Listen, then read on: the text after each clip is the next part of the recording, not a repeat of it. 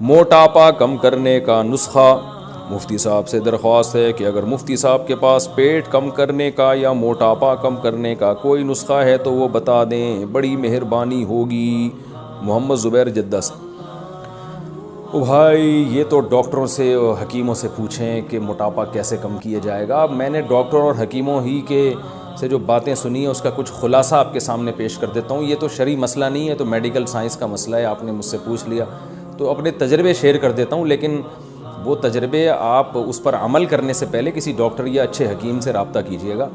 تو ایسا نہ ہو میں نیم حکیم خطرہ جان بن کے آپ کو جتنا ہے اس سے بھی جائیں آپ, ایسا نہ ہو ڈبل ہی ہو جائیں آپ اور زیادہ. تو جو تجربے ہیں, جو ڈاکٹروں اور حکیموں سے جو چیزیں سنی ہیں وہ بتا دیتا ہوں. پہلی بات تو یہ کہ یہ دیکھیں کہ یہ موٹاپا ہے یہ آپ کا بائی برتھ ہے, یعنی یہ ماس ہے یا فیٹ ہے.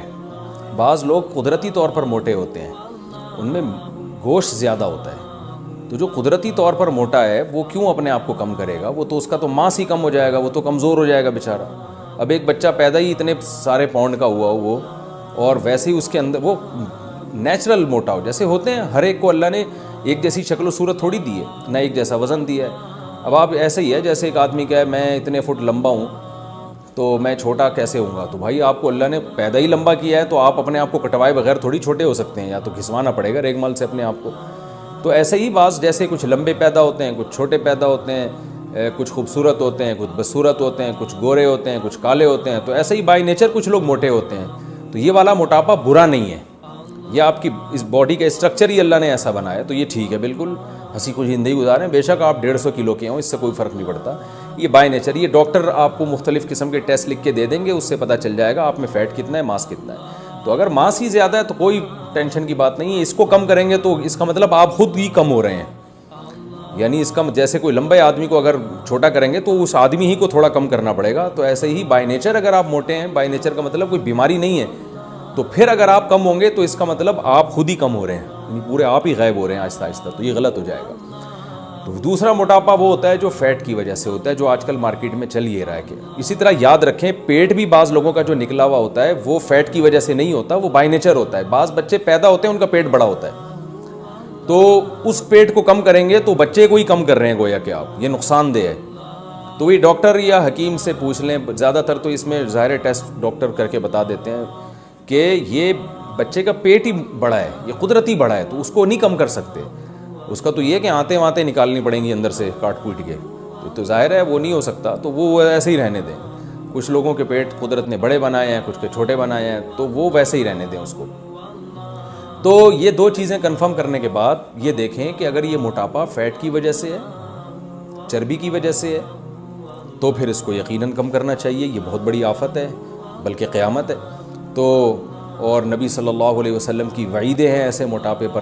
آپ صلی اللہ علیہ وسلم نے فرمایا, صحیح بخاری کی حدیث ہے, کہ سب سے بہتر میرا زمانہ, پھر اس کے بعد والا زمانہ, اور پھر اس کے بعد والا, اور اس کے بعد آپ نے فرمایا جھوٹ پھیل جائے گا اور موٹاپا بھی پھیل جائے گا. اس کا مطلب موٹاپے کو اسلام میں پسند نہیں کیا گیا. یہ وہ والا موٹاپا ہے جو کھا کھا کے پیدا ہوا ہو, وہ اس موٹاپے کی بات ہو رہی ہے. تو یہ والا موٹاپا اللہ تعالیٰ کو بالکل بھی پسند نہیں ہے, اور انسان کی صحت کے لیے بھی تباہی ہے.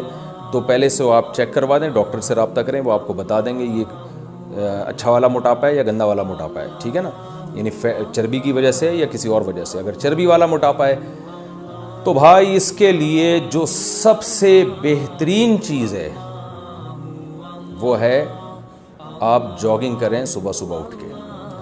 آپ کہہ سکتے ہیں کہ ہم سے تو چلا نہیں جاتا موٹاپے کی وجہ سے, بھاگے گا کون؟ تو جتنا بھاگا جا رہا ہے اتنا بھاگیں. میں لوگوں سے کہتا ہوں نا جو جم نہیں جاتے یا ویٹ نہیں اٹھایا جاتا, میں کہتا ہوں یار آپ سے, وہ کہتے ہیں ہم سے اٹھتا ہی نہیں ہے ویٹ. میں کہتا ہوں یار ایک تنکے کے دونوں طرف بٹن لگاؤ, ایک تنکا لو, ادھر بھی قمیض کا بٹن یہاں بھی لگاؤ, ایک یہاں بھی لگاؤ, اٹھانا شروع کرو. کہتے ہیں یار مفتی صاحب یہ کیا مذاق ہے.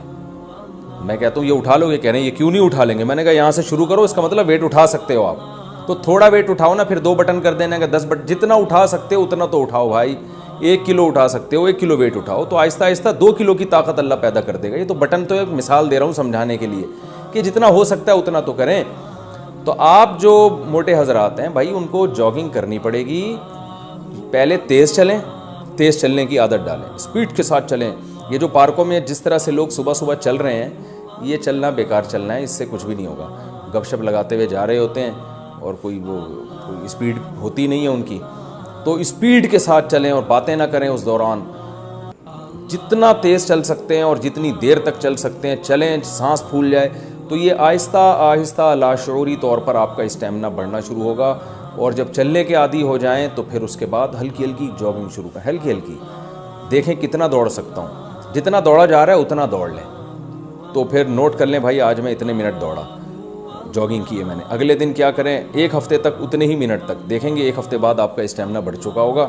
پھر 1 منٹ اور بڑھا دیں، پھر 1 منٹ اور بڑھا دیں. پھر ایک دن آئے گا آپ آدھا گھنٹہ بھاگیں گے. پھر انشاءاللہ ایک دن آئے گا آپ یعنی بڑے آرام سے 35-40 منٹ تک بھاگ سکیں گے انشاءاللہ.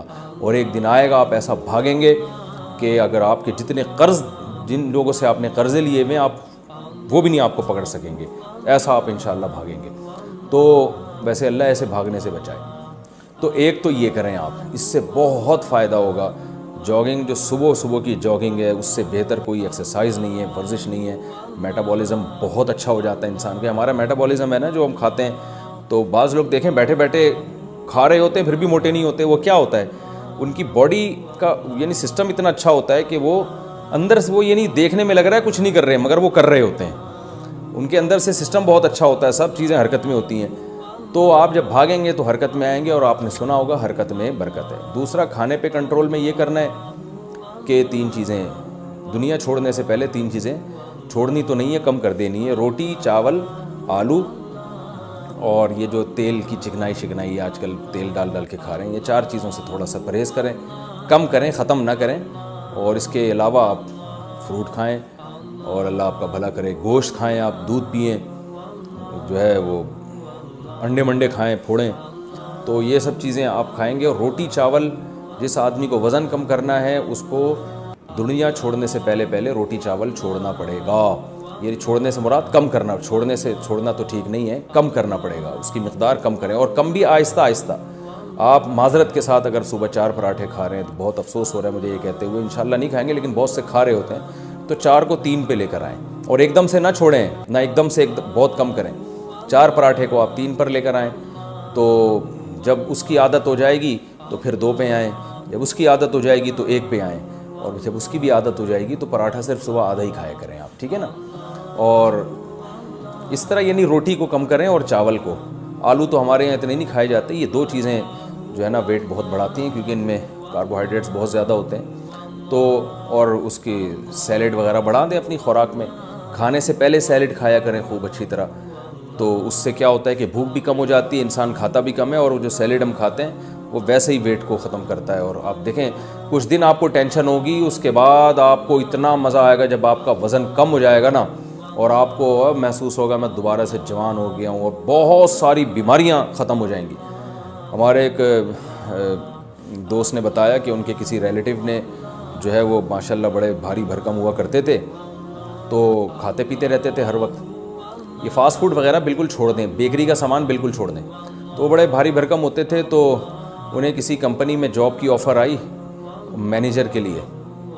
تو ان کے والد نے اپنے اس بیٹے کو جو موٹا ہو گیا تھا کھا کے، اس کو تانا دیا کہ کم بخت تو اپنے منہ پہ تو کنٹرول کر نہیں سکتا، تو درجنوں ملازمین پہ کہاں سے کنٹرول کرے گا. تو یہ بات دل پہ لے گئے. انہوں نے وہی ایکسرسائز، جاگنگ واگنگ شروع کی اور ڈائٹ پہ توجہ دی. تو اتنا اپنے آپ پہ قابو پیا کہ ماشاءاللہ کافی حد تک کم ہو گئی ہے نا. اور پھر جب ان کی صحت اتنی اچھی ہوئی کہ چشمہ اتر گیا. آپ کو پتہ ہے ڈاکٹر کہتے ہیں چشمہ نہیں اترتا لگنے کے بعد، لیکن ان کا چشمہ اتر گیا.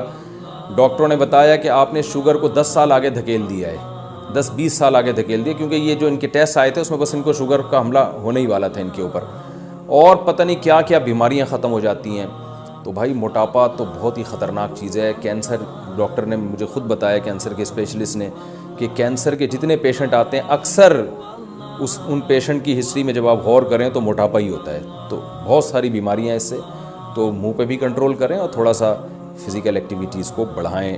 یہ میرا ٹاپک نہیں ہے، موضوع نہیں ہے، لیکن چلو ہو گیا. اچھا ایک اور بات ہے، بیری کا شہد جو ہے صبح نہار منہ گرم پانی میں آپ اگر قہوہ بنا کے پئیں گے تو اس سے بھی فائدہ ہوتا ہے.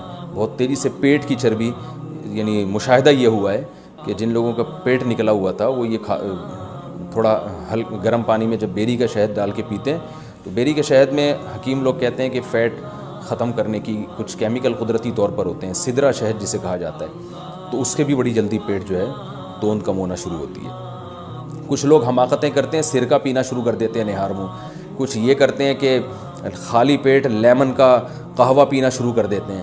تو سرکے سے یا لیمن کا قہوہ پینے سے بہت تیزی سے پیٹ تو کم ہوتا ہے، لیکن وہ پیٹ کی واٹ لگ جاتی ہے اس سے، یہ ذہن میں رکھیں، کیونکہ ہمارے پیٹ جو ہے نا اس میں جو تولیے کی طرح دیوار ہوتی ہے، جب آپ سرکہ پئیں گے یا لیمن کو گرم پانی میں ڈال کے تو وہ ان دیواروں کو بہت شدید نقصان ہوتا ہے، یعنی پیٹ کے لیے نقصان دہ ہے۔ تو اس لیے لیمن کو گرم پانی میں نہار منہ پینے کی حماقت نہ کریں، اور اسی طرح سرکہ ورکہ پینے کی جو نہار منہ خالی پیٹ پی رہے ہوتے ہیں یہ بھی شدید نقصان دہ ہے۔